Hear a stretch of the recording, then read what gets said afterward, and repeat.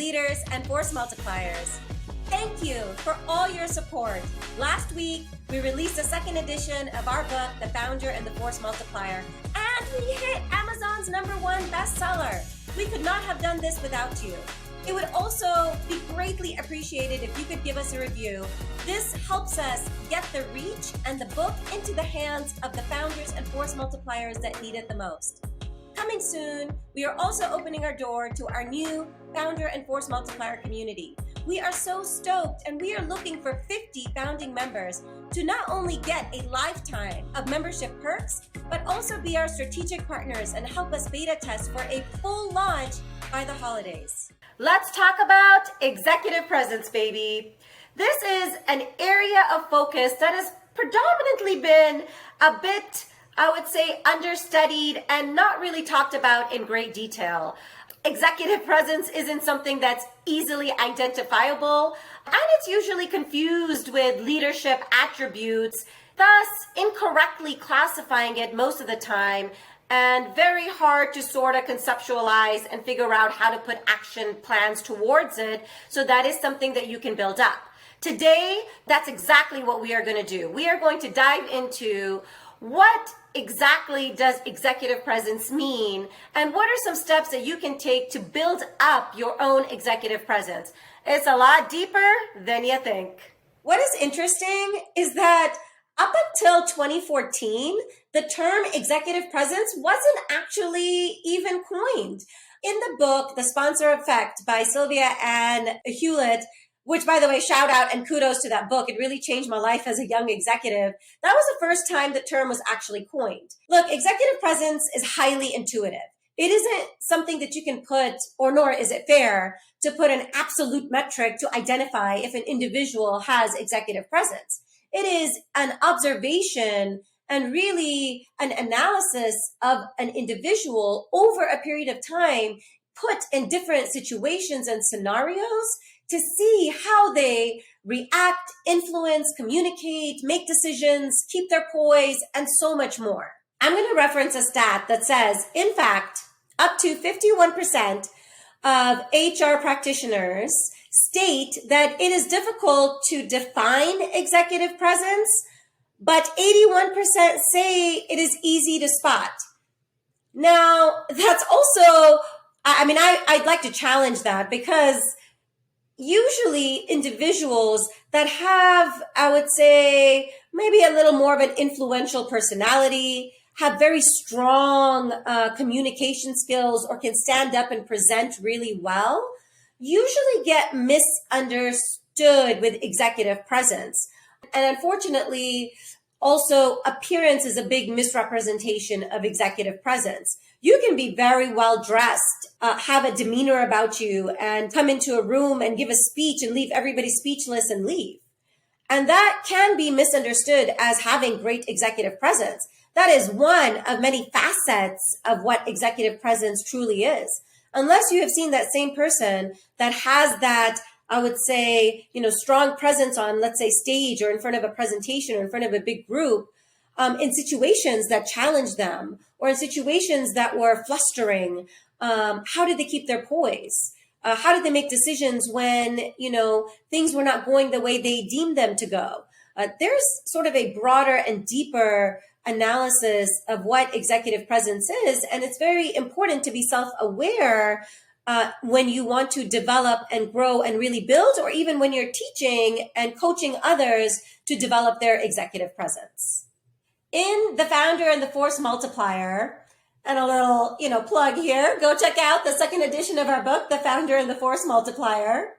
In the book, we define executive presence as executive presence is an amalgamation of confidence, poise, clear and concise communication, reliability, vulnerability, and strength.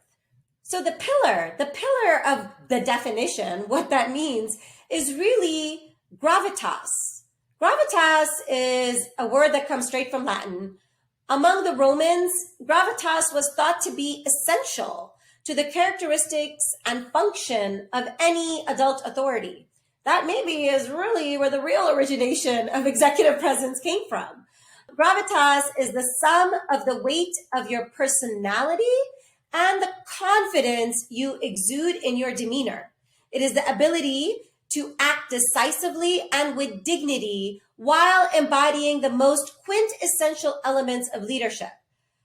And I know I'm throwing a lot of words here, and we're going to dive into what all this means. It is important to remember before we dive into all that gravitas is not inborn.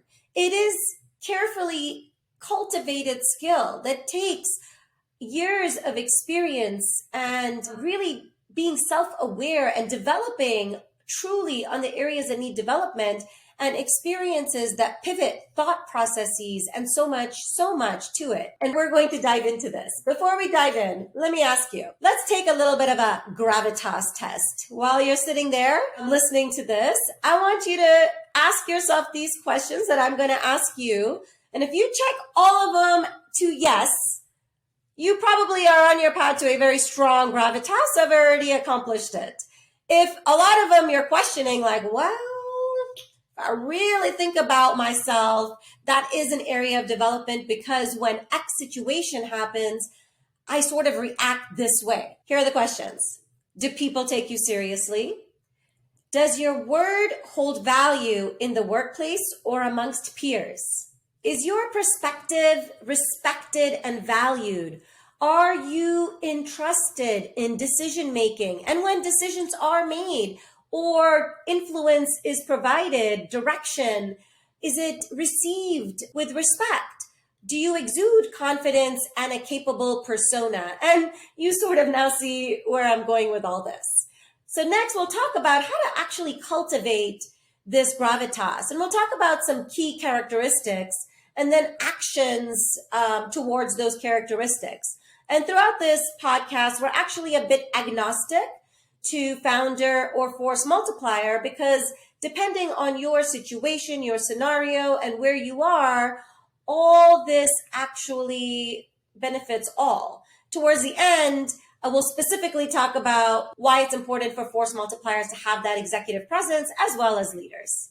One of the main characteristics we're going to talk about is really understanding the importance of poise, maintaining that dignified, self-confident manner in one's exposure is so important. When things are under fire, are you calm? Look, even if internally you are developing on this and your, reaction is usually more emotional maybe, when you've reached that point where you learn from that. And whatever phase you're in, it is important to really be purposeful when things are under fire, to be the calm in that fire. When there is chaos, that you try to lead and bring order to the chaos. When, that your value that you hold at the table when you are in, I would say, a composed mind is the same when things, are at array. And I think these are very important characteristics that we all continually work on. And as a founder, a leader, an executive, that is what is going to heighten the impact of what a leader can do. And as a force multiplier, having that capability and that poise will help build trust with your founder and executive. It'll help you have a voice and your voice be valued. The ability to really be at the forefront and lead during times that a leader is needed. And it's so important in all aspects.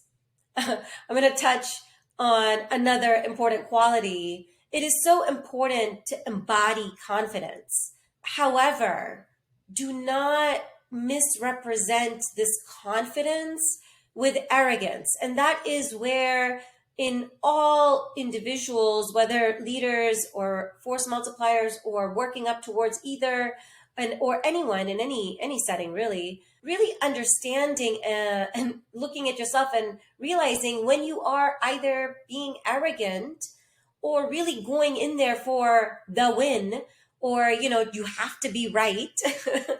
I'm chuckling because we've all been there. I'm not perfect, trust me. And what's the equivalence of, in sports, when you call somebody a ball hog, I guess in the business world, it would be an air hog. When someone just tries to take over the room and just talk for the sake of talking because they feel like that is how they bring value. those things all lead to really not good qualities to have overall and things that should be worked on. It's okay to be self aware, but it also isn't really the true definition of confidence. Confidence really comes from a wide array of knowledge that comes from multitudes of avenues and observations of how others maybe functionally think about things, how decisions are made, learning from those with experience that, make decisions or keep poise in times where you have not felt that you could do that. That all actually in turn all equates to and leads to having confidence. And that's very important to, note. And this all leads to having a transformational mindset, being purposeful about when you are assertive, when to be inquisitive, when to be silent but purposeful and present. There's a difference. And as a leader, the impact of a leader that has such a transformational mindset usually leads to a very disruptive and evolutionary company, because you're driving ideation and new ways to do things and just efficiencies overall. And the impact, is tenfold. For force multipliers, having that sort of mindset shows growth, shows continuous evolution professionally and personally, that, enhancing the way you make decisions, the way you react to certain things, how you carry and build your confidence, all leads to ways to grow in your career and have the same value and impact when you speak and the decisions that are being made by you are being taken well. It helps force multipliers in so many ways, mainly to have a seat at the table and really drive the change that's needed to be driven. And this all takes, strong communication, the ability to have strong verbal mannerisms and articulation, your body language. 80% of your communication is nonverbal. Trust me, I even had to go through this because I'm very expressive with my hands. And, sometimes it can seem like, because I'm also loud, I'm shouting and pointing, and you have to be self-aware on actions that, even if you don't mean them to be a certain way, can be perceived a certain way. And that all leads to having an elevated state of consciousness where you're, aware of your surroundings and how people are reacting to news and change, and maybe even just, the business as usual. And just having that, self-awareness and surrounding awareness is, very critical to all these things. Most importantly, you cannot fake it. Executive presence is not faked. And that is why it is, in many teachings, taught that it is cultivated. Having the ability to be real with yourself and really understanding the areas you need to work on, putting actionable and methodical steps will eventually help you cultivate these attributes. Now let's talk about some actions that can be taken, laid really well in the Founder and the Force Multiplier book, in relating to force multipliers, elevating and building and taking action to really grow that executive presence. The first one, which I really love, is developing your personal and professional vision. That's right, personal and professional. It is very important to not sort of dismiss your life, because your work isn't your life. Your work is integrated and part of your life. So having a holistic vision on your life really helps drive a little more clarity and focus around your profession. So taking the time to really figure that out and hone in, as it says in the book, on your elevator pitch gives you that clarity and sort of awareness of what needs to develop to get to your goals and where you want to be within, the spectrum of your life, which includes your profession. When you're clear on where you're going, what you're going to say yes and no to, you're really going to start earning a lot of respect, because you understand, one, it'll start helping you build some boundaries, which, are so important. When you're a force multiplier, you tend to take on a lot. And you tend to take on a lot from many different angles. And so you naturally want to gravitate towards helping And, you end up having, you end up having too much on your plate. And having that clarity helps set expectations, helps you not only deliver initiatives expectations on time, but also helps you determine how to leverage the resources needed and build the project or initiative, or the strategy around the initiative that needs to be executed on. You'll earn the respect, of everyone around your circle in that way. And it's such a good way to bring that clarity. I mean, the impact is great. I love this piece in the book. It's just very well written. It says it will give you the language to clearly articulate who you are, what you do, where you are going, and the impact you're going to make on the world. Now, this is not easy. Definitely a lot easier said than done, but really working on strengthening your self-awareness. And I know it's easy to say, oh, no, that's so difficult, but give yourself a chance, right? It's really important. And there are many ways that this can be done. Now, we know it's really important to be self-aware, because knowing how you show up at your best, how you communicate, how you receive information, how you react when you're under stress, and being aware about it helps you be purposeful on your actions and the things you're working on and how you're developing as well. And overall, the want to be better and do better is there. And self-awareness helps us, as a guideline and a blueprint on how to get there. It's not easy, of course, to just, as we said before, just go and be like, here are all the things I need to work on. It's important to receive feedback, right? And there are many channels that, you get feedback from.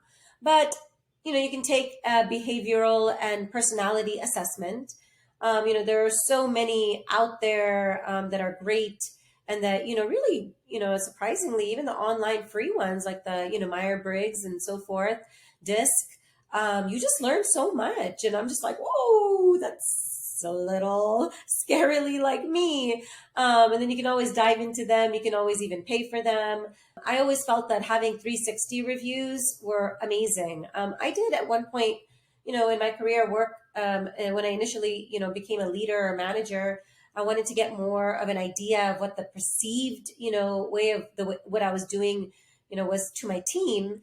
And there was no, 360 process at that time. And so, I had created one. I gave it to HR, and I was like, hey, here's like a survey that I want to give to my employees. And, they were great about it, and they actually developed the process. And, sometimes it takes you wanting to make the change.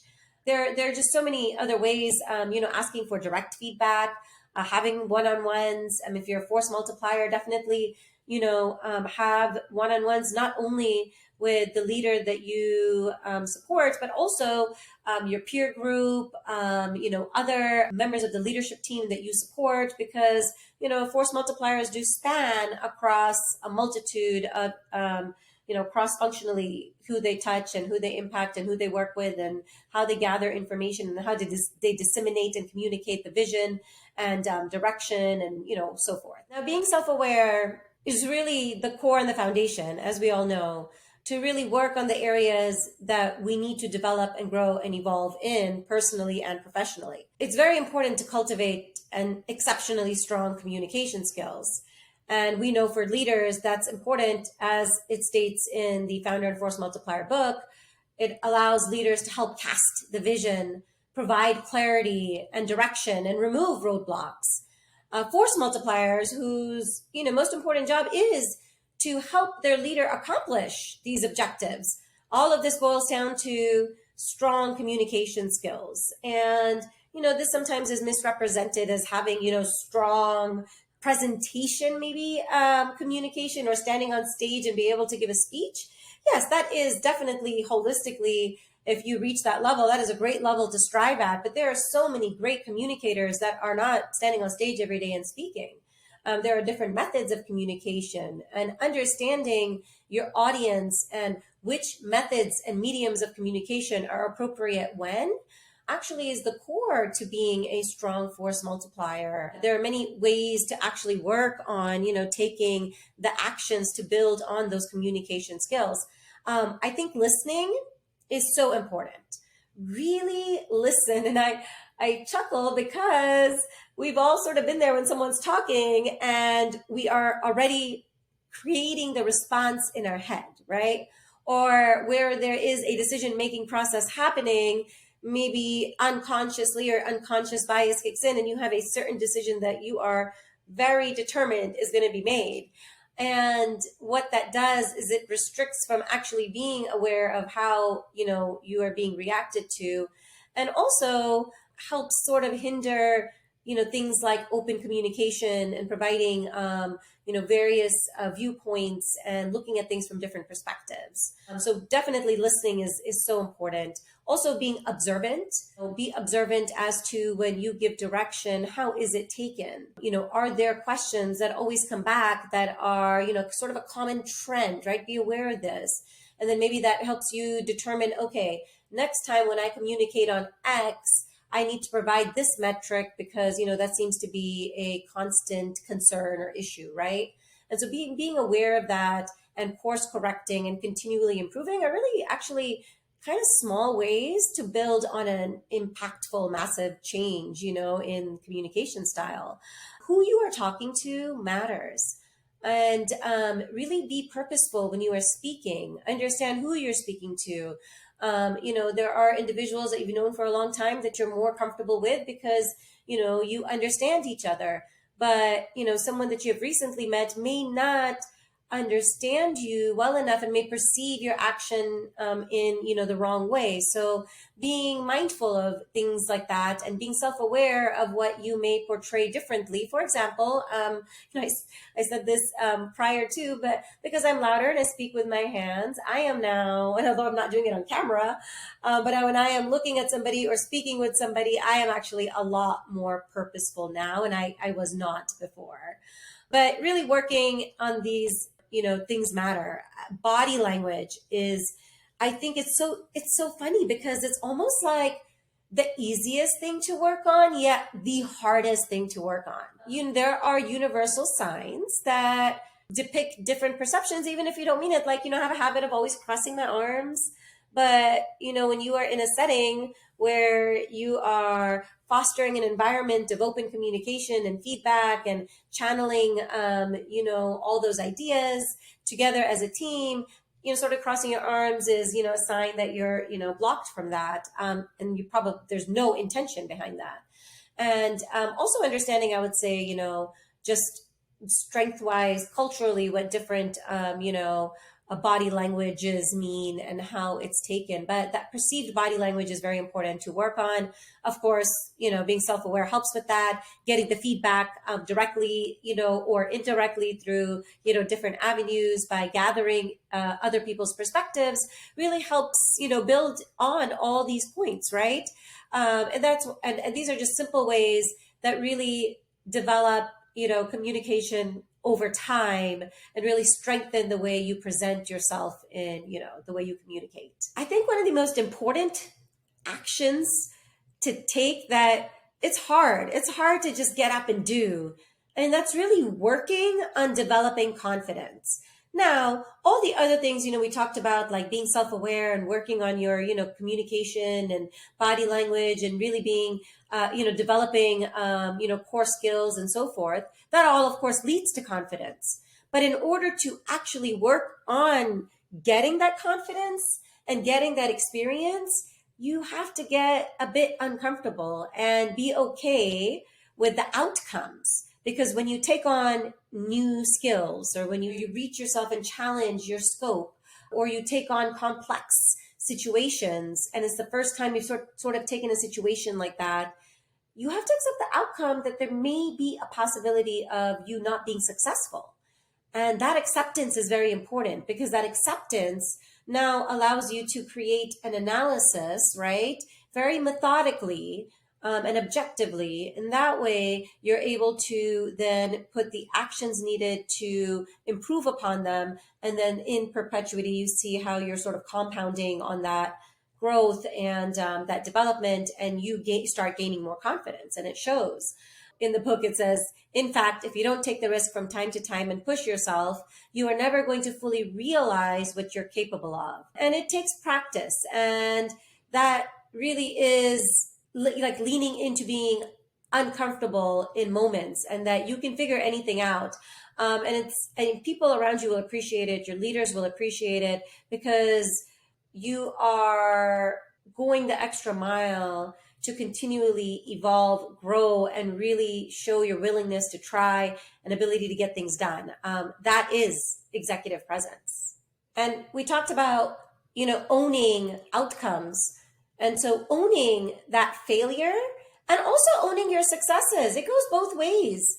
It's not just about owning failures, but also recognizing the things that you are succeeding in and the impacts that you are making and what really constitute to success, and really, giving yourself that hand clap and self-promotion on your own personal wins, because that's what keeps us motivated to continually evolve. Obviously, as you begin to push boundaries, you're going to make those mistakes, right? And really, the best leaders are vulnerable and transparent when they make wrong decisions and, follow through with, actions and next steps. And that's really what sets the stage for having that executive presence and developing into great leaders. So the last action that I'm going to leave you with is building on your leadership capital. I love this term in the book, The Founder and the Force Multiplier. Leadership capital is similar to political capital in that it is the accumulation of resources and power built through relationships, trust, goodwill, and influence between various stakeholders. That's exactly how it's stated in the book, and I love how it's written, so eloquent. These are areas to really focus and work on, and there are so many benefits, especially for founders and for force multipliers. But building the power of relationships, having the right, strategic partners, and really leveraging the resources that build for, holistic and diverse teams, understanding where shortcomings are and having the vendors or the, teams that will help fill and build, sort of an amplified effect. Like, these are really simple ways because it'll, make your life easier. But there's so many ways to go about this and build those relationships and seek those expertise and skills that are needed. Trust is such a core principle just in life. Being open and getting feedback helps build on trust, because when you're getting feedback and you're realizing that you may have had right intentions for certain things, or maybe made an assumption that everybody knew since something happened, right? A project is delayed, but you may just be making that assumption, but you don't know how they are taking it, right? They might be taken as, individual X is not really communicating and providing status updates, and we are not feeling, that we're receiving all of the issues that are happening with the project, right? That is not that's counterintuitive to what you're intending to do. So it's very important to be open, to communicate, to receive feedback, to own the feedback, to take action and continually develop. I think we said this at the beginning as well, building those boundaries and expectations on deliverables and, the length of initiatives or strategies that need to be put in place, or just, simple tasks that need to be done, or, whatever it may need. But building that clarity and expectations helps on time, expectations and delivery, which, constitute to building more trust. Same thing with open communication, right? That there's always openness and, the feeling that you know exactly what's happening at all times. And, that helps build on influence, and building that leadership capital is so important. And you can start small. Really, you can start small. It doesn't take, as anything in anything you're trying to do, like taking big leaps, unless, sometimes maybe it's necessary. But generally speaking, right, really creating a chance for yourself and creating the window of opportunity and starting small these micro habits lead to bigger impacts. And, I think that's very important when you're trying to develop and grow and, set these expectations and these realities and these wins so you continuously, grow and evolve. Thank you so much for tuning in. We really appreciate all of your support and can't wait to hear about your own success stories. Make sure you hit that subscribe button to stay up to date with the latest podcast episodes. And follow us on Instagram and LinkedIn. We have a lot of exciting news coming through before the holidays, including the launch of the second edition of the book and the unveiling of our Founder and Force Multiplier community platform. We are super stoked about all the new things coming through. Thanks again for tuning in, and we'll see you back here next week.